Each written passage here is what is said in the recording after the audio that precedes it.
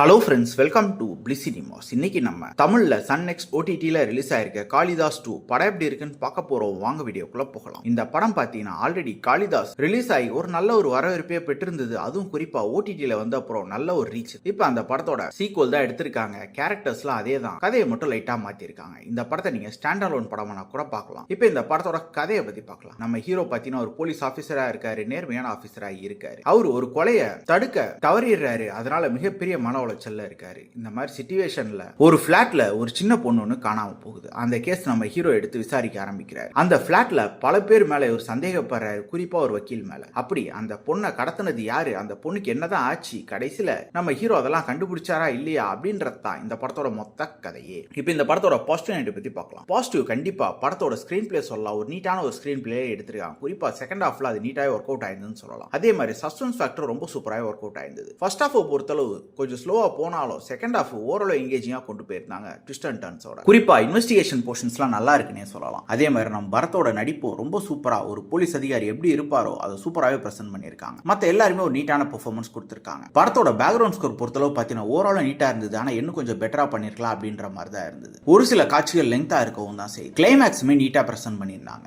இந்த படத்தோட நெகட்டிவே பார்த்தீங்கன்னா ஃபர்ஸ்ட் ஹாஃப் தான் ரொம்பவே ஸ்லோவா போச்சு. அது மட்டும் இல்லாமல் ஒரு சில சீன்ஸ் பிரெடிக்டபிளா இருந்தது. மொத்தத்தில் ஒரு one time watchable investigation thriller பார்க்கணும்னு ஆசைப்பட்டீங்கன்னா ட்ரை பண்ணி பாருங்க. இந்த படத்துக்கு நம்மளோட ரேட்டிங் எடுத்தீங்கன்னா 10க்கு 6 மார்க் கொடுக்கலாம். இந்த படத்தில் அடல் கண்டென்ட் இருக்கு, ஸோ ஃபேமிலியோட ட்ரை பண்ணாதீங்க. இன்னொரு வீடியோவில் சந்திக்கலாம். தேங்க்யூ.